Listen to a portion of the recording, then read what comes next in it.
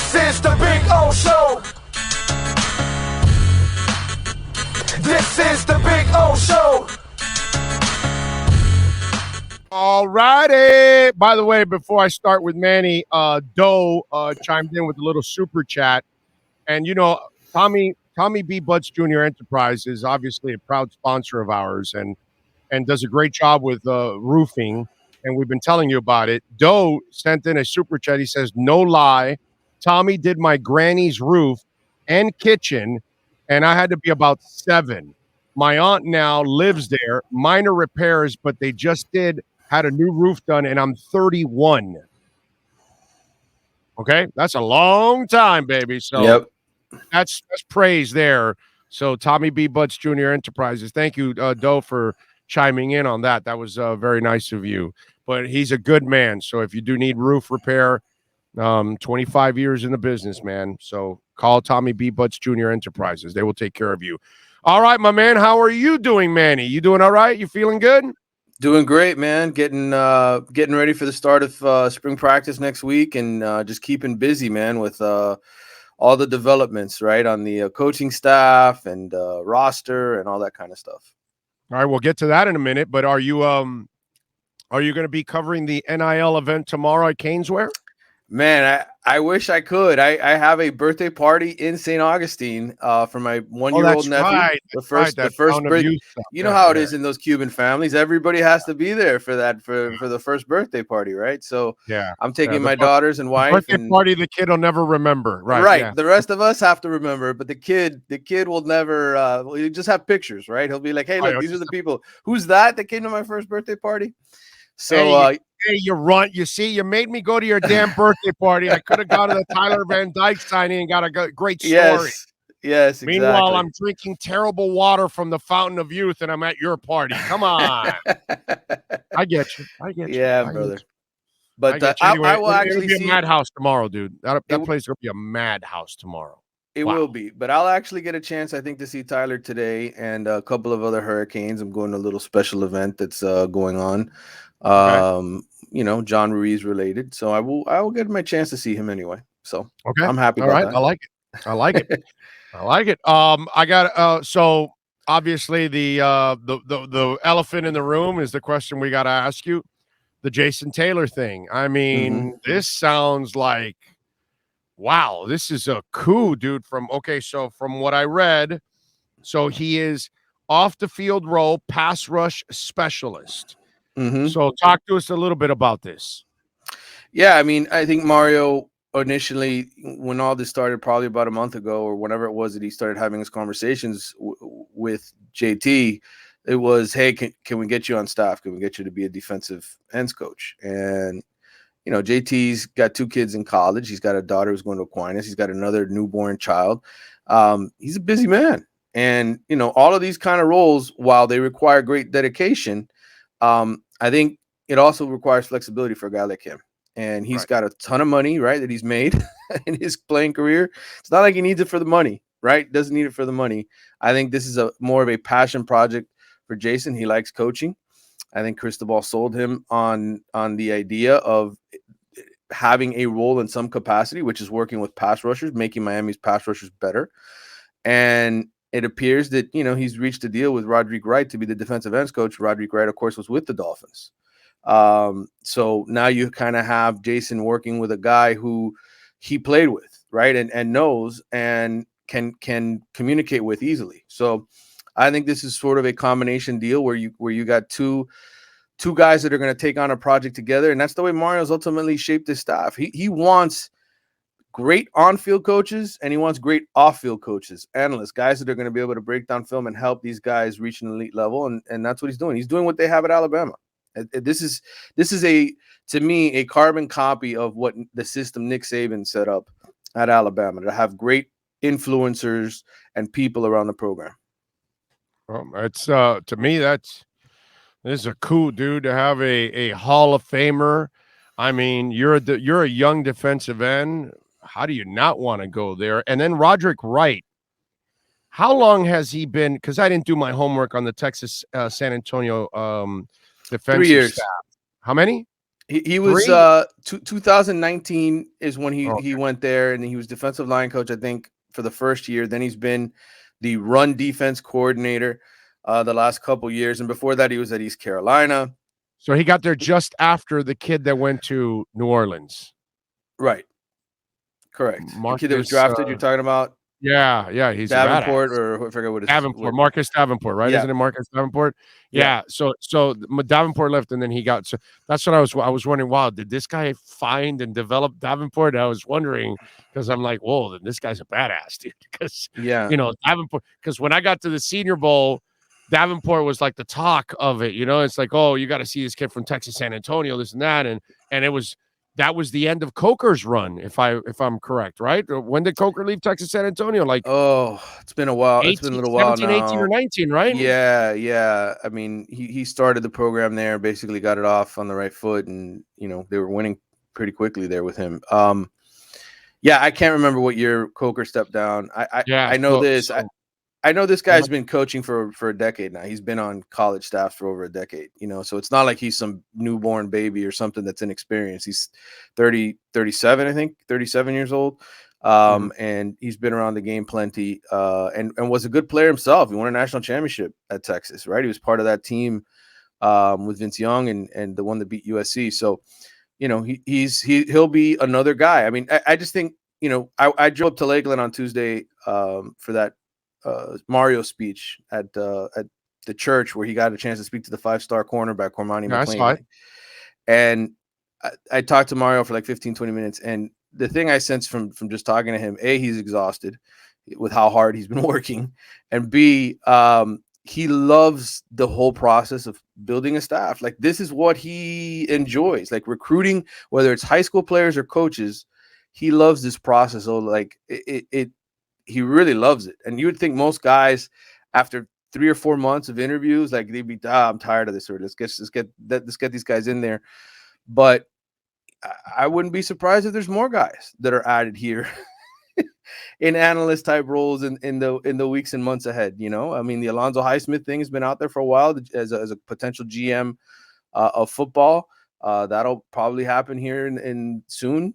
And then there's other, just people in football in general. But his whole thing is he wants guys that are going to fit Miami and fit his vision, that are going to be willing to work hard, to grind, to make this thing a championship power. And he enjoys that process. He really does. He likes and I'm telling you, he's probably talked to over 100 people about jobs at Miami. Okay. That's interesting, man. So, I mean, that, like, they need to accomplish something. But this is now starting to, get a feel of that Jimmy Johnson staff, that was freaking legendary with all those guys on that staff. And a lot of those guys went to other places and became head coaches and all over the place, and even national championships. I mean, Ogeron was under that staff, right? Wasn't he or did he come right after? And now that you mentioned Orgeron, he'll be somebody that I overheard Mario telling people that will be coming down to speak to the team at some point. Mario's got like a list of all these great I think Jimmy's going to be back on campus here in the spring. Like, how Saban, you've seen how Saban does those where he's got people from all walks of sports coming inside. I'm telling you, man, it's the same playbook. It's the same playbook. Mario's got all these people lined up. Orgeron's another one of them. But go ahead. I'm sorry. I know I killed you. No, it's great. I mean, I just think it's fantastic. It's just, I mean, they need to accomplish something, but man, this is an impressive staff, dude. I mean, this is such an impressive staff that I'm going to be shocked if you don't win big. Put it that way. That's kind of, I'm expecting big recruiting. I'm expecting big production overall. With the kind of money you're spending, the names I'm seeing, am I wrong here that I should not be thinking like that?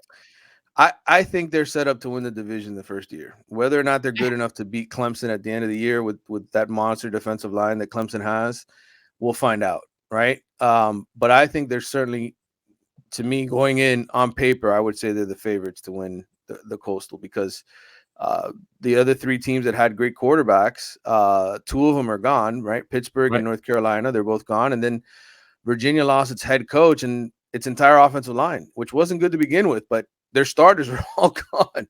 They all entered and left through the transfer portal. Those are the teams that you had the biggest trouble with last year. You lost to Virginia and North Carolina. And so to me, this is the year where it's sort of the perfect storm for them to right off the bat win the division, get into the championship game, and then we'll see what happens from there. But 9-10 wins, that's what I expect with this group.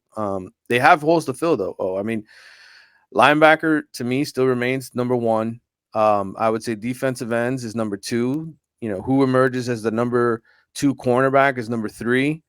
Right tackle, just Jalen Rivers come back healthy and perform at a high level. There's guys that are hurt. Okay, practice starts Monday. There's going to be guys that are not going through contact stuff because they didn't go through the fourth quarter program. And I can tell you, Mario looks at this roster still and says we can be a lot better. We can be a lot better than what we are. And so I think from that perspective, talent, development, all of that's going to get better eventually. But where is it right now? It's still 7-5. It's still a 7-5 roster, right? It hasn't changed that much from the 7-5 record I had a year ago. It's a 7-5 roster because of the coaching. I would say yes. I mean? I would say that has something to do with it. But I would also say, that I think the other part of it is there's some guys that are still here that shouldn't be here. I get that, but even those guys will end up playing better under better coaching. Period. Yes. You know what I mean? And some of them may not end up playing, and then they'll get the message and they'll finally leave. You know what I mean? Because if they haven't gotten the message by now, eventually they'll get the message when they get outplayed by the next guy, and then they'll have to move on. They'll have no choice. So either way, you'll weed those people out that you need. But I look at it like the Dolphins a little bit, that you have your defense in place. The special teams took a little step back, but it can get back to normal. Really, your problem is trying to fix the offense. So you're not really rebuilding. And with the Canes, I don't think you're rebuilding. I think you've now reloaded. You've got your coaching staff, and I think everybody's going to be better now. And then obviously with the transfers and everything else, I think you got it. I think you nailed it. I think the division has to be yours this year. We can't demand the conference yet, but I wouldn't be surprised if you're challenging for it, man. You got a quarterback. If you can play defense, you got a shot, dude. Yeah, there's no question. Shot. There's no question. Look, Wake Forest made the conference championship game last year in Miami. I thought had a better roster than they did, and just couldn't get there because of a couple of disappointing losses. But ultimately, what Mario has to do is make sure he doesn't lose to the Virginias and the Dukes of the world, because I think that is going to be the first sign of panic. I think he's got to keep. I think he's got to keep it tight with Texas A&M. You can't go on the road and lose by 40 points to a super loaded Texas A&M roster full of 5-star kids that Jimbo's brought in there. You have to play respectable in a game like that. Those will be the early signs, but really the season comes down to the end. It's the last two games. It's Clemson, it's Pittsburgh back to back to end the regular season, and then the ACC championship game and a bowl game. And I think those last 4 games, I'm saying Mario's going to get into the ACC championship game. Those last 4 games is what we're going to judge him on year one. Yeah, Tony Zagalis on the chat board had a good one. The dumb penalties will be over for sure this season for the U. That has to end under Mario. The stupid penalties, the wrong attitude on the sidelines. Yeah. I don't think you want people dancing and laughing while you're losing. And I know you've mentioned this like in passing because it hasn't been official yet, but he's eliminating the turnover chain and all that kind of crap too, right? That's what it seems like. I don't want to say officially because with Mario, they still haven't even announced the Charlie Strong hire, right? There still hasn't been a press release from Miami. Wow, I didn't even realize that actually. Yeah, really, they have. Wow, I didn't even notice that. Oh, yeah. So all of those things. Damn, that's a detailed contract, by the way. If it's taking that long. Yeah. Holy moly. Damn, he's setting up his out just in case. All right, I got it, Charlie. It's understandable. It's understandable. Right. I would say we could talk about it probably being the case that it won't exist this coming season, but I don't want to write anything in blood or stone. Yeah. Don't. Yeah. You Yeah, never know. because I could see him bringing it back after they've earned it. Could be After a they're a really good team, when he starts to feel like, okay, our talent isn't going to put us in an embarrassing situation, which is what's happened the last few years with poor coaching. You're down by 20 and you score a touchdown and you're celebrating, and it's like, dude, you're down by 20. Shut the hell up and get back out there and line up again. There's nothing to celebrate. You know what I mean? And those are the moments that kind of piss you off about those things. And that's why, knowing Mario, old school. What did they do at Oregon? Did they do any of that? I think they had something Didn't to they have a celebrate. throne or something? They had a Did they have? throne. I don't know if it was like a touchdown throne or whatever it was. But listen, I mean, part of this whole thing, is really for the recruits. Like it's for them to be like, oh, that's something cool that you can do. Like it's just like another layer, and it's a marketing ploy type deal. I think as long as you're, like you said, you're not celebrating down 21 points, an interception or whatever, throwing out the touchdown rings when you're down, when you're getting your ass handed to you. I think as long as it's not embarrassing, I think it's fine to let the kids enjoy stuff on the sideline when they're winning. That's fine. But hey, we'll find out soon enough. I think ultimately, he is so invested in getting this thing right, man, that whatever he's got to do to adjust, he'll adjust. Yeah. Well, it seems the good thing I got to say as a Canes fan, because I never, ever, ever, ever, ever, ever, ever, ever, ever, did I tell you ever expected them to spend this kind of money? Ever. I Never did remember. I ever expect this.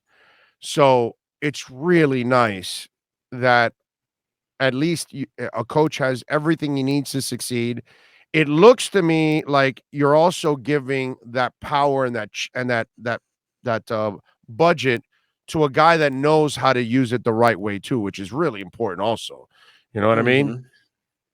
So that's the one thing that you got to like as a Canes fan, that you're now on an even level playing field with everybody else, and that, Right. my friends, is refreshing, because you've always been fighting the fight of bags of money being dropped off at recruits' homes by Alabama and Ohio State and Michigan and Texas and whatever else, and USC and all that kind of stuff. And you have never been able to compete with that ever behind the scenes. Now that it's front and center, it's nice to see the Ruizes and the Mosses of the world step up and actually get it done. It's crazy. Yeah. I wonder now. Oh, I mean, you and I have known this, right? That Miami hasn't spent the money on the assistant coaches. They haven't invested. Like we're journalists. We've covered these teams, right? And we know the history. I wonder when the fans will get the message, right? Will they ever sit back and think, you know what? Manny Diaz did the best he could. He didn't have the same ingredients. Randy Shannon did the best he could. This is like, maybe I needed to, revisionist history a little bit, like, looking back and saying, instead of always being like, man, these guys suck, they were terrible. And it's like, no, look at the situation he was in. Look what he was competing against at the time, resource wise, staff wise, all of that. I think it's fair. I think it's fair in some ways to look back on the past In year. some ways, Right? in some and ways, maybe give these 'cause guys a little in bit of other a break. ways, yeah, no, Right. because in other ways, Mario is way more accomplished than Golden, Diaz, Right. and Shannon ever were. I think the last accomplished guy would be Rick that you got, and then before that, you'd have to go back to Dennis Erickson, Yep. right? Rose Bowl with Washington State. So Mm-hmm. yeah, that's the problem too. That you also, because of your budget, you had to go cheap, and you had to go with the unknown, unproven coach from a smaller program or a coordinator. Now you ended up taking a coach from a Power Five. Remember, this has never been done before. You took somebody's Power Five coach who has a deep what's it called, budget, also at the same time, with a obviously a leader in the program that has deep pockets. So you're able to steal. Now you're stealing assistant coaches from other top 5 programs. So this is, all these kind of things are unprecedented that Miami has done. That's an article in itself right Oh, there, absolutely. Yeah. of all the There's no things doubt. that they're doing that they've never ever done before, that they're going, no. Oh, yeah, you're one of the top-ranked schools. Yeah, no, we're taking your head coach. Oh, you're one of the top-ranked schools with the best budgets. Yeah, no, we're going to take your offensive coordinator. That shit has never happened before, dude. And we've never taken somebody's Power 5 head coach. That's why it's changed. But here's the warning I would give all Miami fans here, because as much as we love what Mario's done so far, and I have faith that he's going to win here. I don't doubt him. I think he is going to win here. But one thing I would say is, just because you spend money, there are no guarantees. Look at a program like Texas. Look at a program like Oklahoma, who's just lost their head coach to somebody else as well. They were spending money. Look at Michigan. Look at Michigan. Yeah. All of these years, Michigan still can't win a championship. Tennessee's got a boatload of money, and they never get over the hump anymore since they lost Philip Fulmer. No, I'm with you. I get it. It takes the right. FSU's got more money than Miami at times. They bought out a coach, something that Miami had never done. And look at them; they're struggling too. No, I'm with you. Yeah, I think the biggest challenge Mario has, and this is the biggest knock he had, was that he would lose to teams that he wasn't supposed to. That happened at Oregon, right? A couple times. Stanford, it happened this year. Year. He lost to Utah twice, which he shouldn't have lost to Utah twice. Right. But the plus is, without question, I think he's a guaranteed top 5 recruiter every year. And that, to me, is ultimately the first ingredient. If you're going to win a championship, the first ingredient has to be recruiting.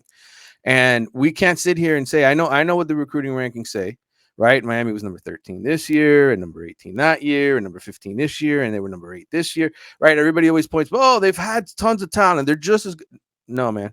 I think we've watched enough football here in the last 5 to 10 years where we see it's the same teams in the championship every year, because they've got more players than everybody else. And that's what Miami has to get back to if they're going to win championships. That's what they were.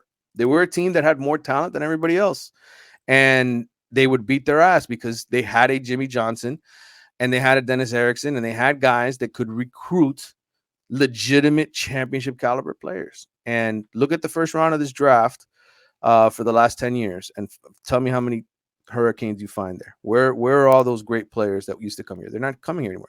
Mario is going to change that. There will be great players coming here again. That's the first step. I agree with that, and I think he'll get better players than even he got at Oregon that have that edge that he'll need in order to compete with the Alabamas of the world and Clemson's in order to get a title. All right, what are you working on in The Athletic, my friend, so folks can check you out? Yeah, well, we have that article that I wrote about from Lakeland, from the trip. It's a very popular one. People are loving that, signing up for that to read that story. So I would plug that one, number one. And then I've got a mailbag. I've got a on the way that I'm going to be answering here, where I answer questions every couple weeks, the big ones that Canes fans have on their minds. That'll be out there, the new mailbag, and then kind of a 5 interesting storylines to watch as camp starts. Those are the two new stories, and like I said, I've got a special little event to attend this afternoon. I'll be writing off of that as well. I don't want to give away too many details, and then there's more news and stuff going to be happening. So just find it all at theathletic.com. If he has to give us the information, then he'll have to kill us. So let's survive. He is Manny Navarro. Follow him on Twitter at Manny_Navarro. More importantly, catch his work there at The Athletic and subscribe and support his great work as always, and support him here a couple times a week on the Canes Wear Miami Hurricanes Report. Thank you, my man. I appreciate you. Thank you. You got it. Have a great weekend. There you go. Manny Navarro.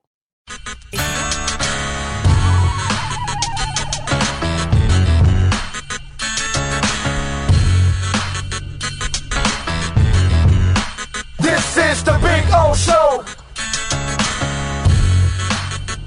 This is the Big O Show.